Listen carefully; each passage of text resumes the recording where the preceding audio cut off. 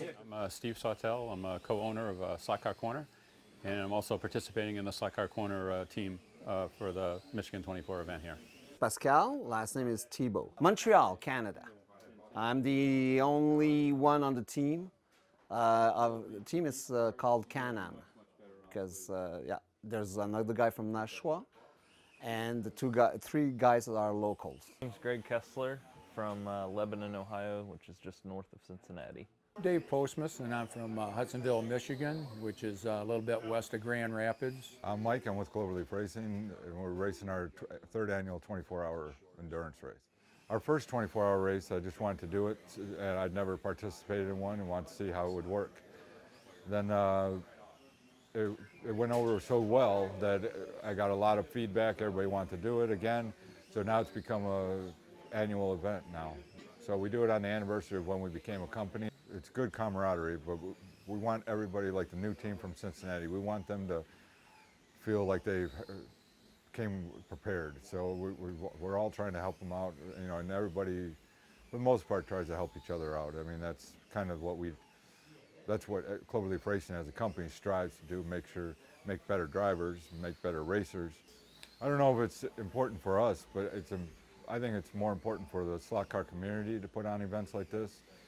And that's what we're really here to do, is bringing more people into it, make people more aware of what slot car racing is. I'm Art Roberts. I'm the second half of the Cloverleaf Racing enterprise.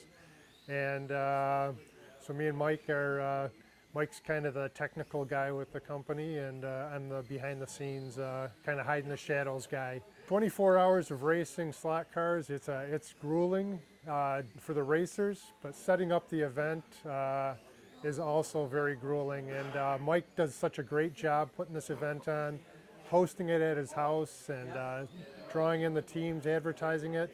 He came up with this idea a couple years ago and kind of floated it by me, and I was like, 24 hours of racing, really? But it's been great, and you can see we get a lot of interest from around the country. Actually, around the world, people are watching this event and you know, want to know what the end result's going to be. So it's been great exposure for Cloverleaf Racing. I think the 24-hour race is good for the slot car community because we're all race enthusiasts. We're all tuned into these endurance races that happen in one-to-one scale, right? Le Mans and Sebring and the Daytona. So this is just a way for people who don't have the resources to participate in racing. They can do it on their own scale. And it's just another way to explore automotive enthusiasm. I've been following this event online. It's a Slot Car Illustrated. Saw Mike put it on the first year. When I got into slot cars, I like following the 24 hours of Le Mans, 12 hours of Sebring, and I've been, you know, following IndyCar and NASCAR. Basically, love for racing. There's 5 teams in the event. You have a couple of teams that are sort of local teams here to, you know, the greater Detroit area. We have a team that comes from Quebec province, which is probably a 12 or 13-hour drive. And then we have a team, the Slot Car Corner team, that comes from New Hampshire and Connecticut.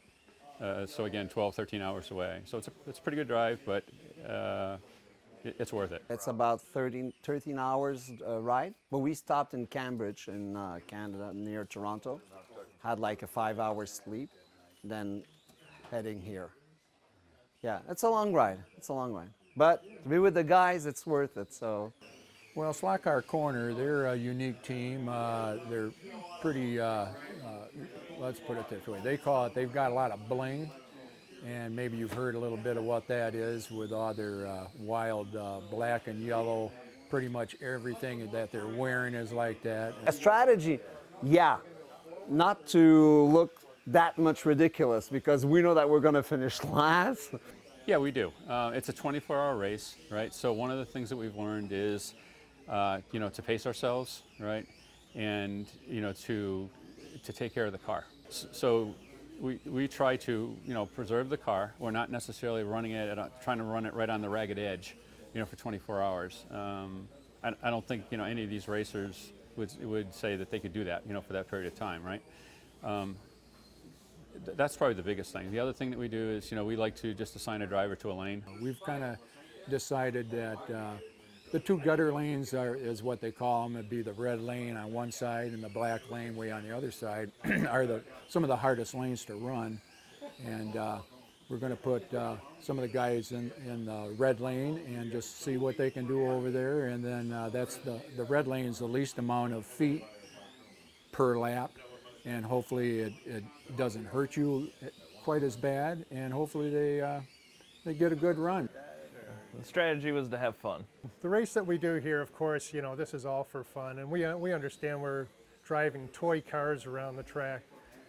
But there is a very much a technical side to slot car racing. This is adults doing this. They're really putting their mind into how to make the cars the best that they can be, and everybody's, you know, thinking about how do I get around the track faster. There's a lot of concentration.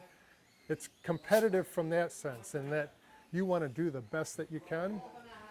We try to keep the camaraderie and, you know, and socialization is, you know, light and easy. But behind the scenes, in our own minds, I think everyone here really, really wants to win and wants to do well.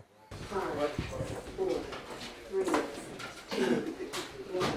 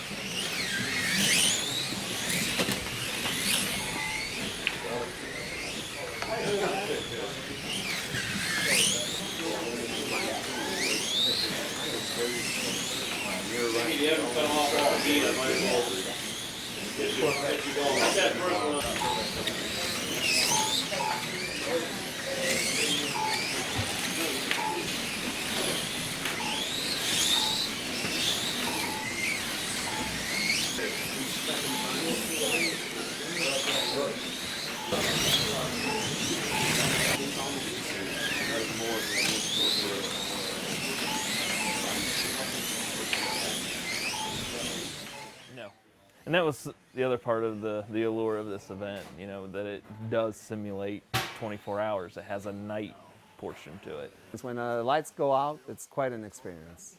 The reason we incorporated the night racing into our race is, one, the Czech Republic, who had set the world record, we were going after them, and we wanted to make sure we followed their rules as closely as possible. And then, but we also try and emulate the actual 24-hour Le Mans, you know, where they are racing the night dark, so we thought we would have that. So we were on basically 5 hours of night racing. A lot of guys are hesitant to race in the night, and they think they're going to have trouble seeing their car. But what they'll find out is that during the race, they've developed a rhythm for the race, and really what takes over is you lose your sight. There's like a secondary sense that kind of kicks in and takes over. And it's surprising. Some guys actually race better at night with the lights out, because it blots out all those other things that were distracting them during the race, and all they can do is focus on their car, and they just get into a rhythm and they do really well.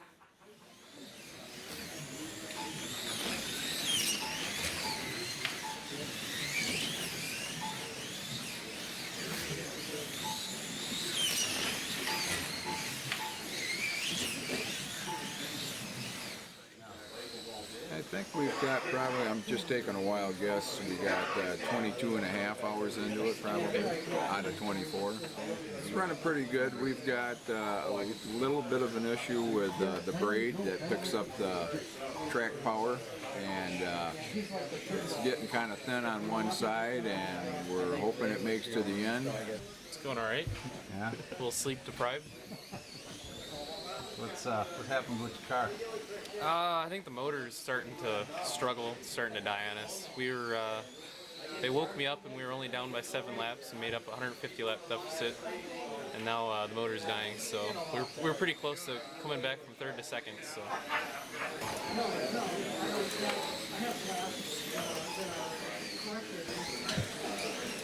What are you doing, John? Staying awake. Replacing moving potholes.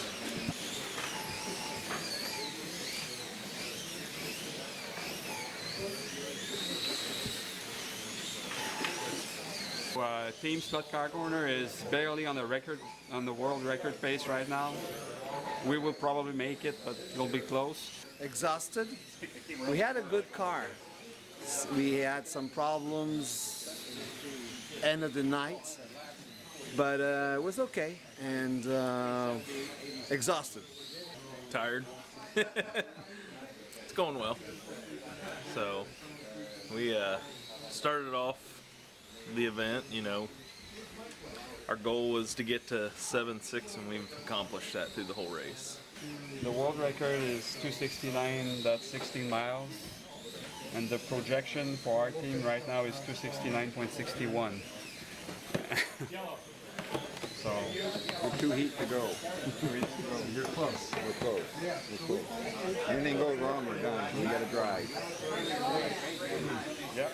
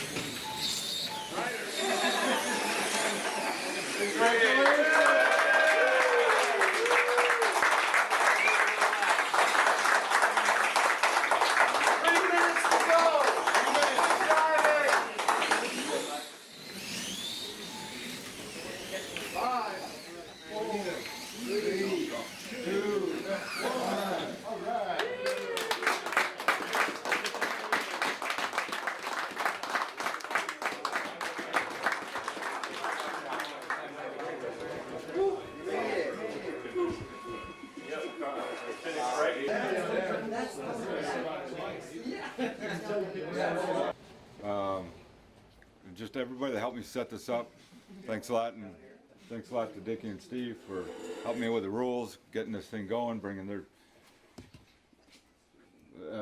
Say the word. friends, Expertise. people, their colorful group. Thanks, getting in. thanks guys You're for getting showing up again. Congratulations.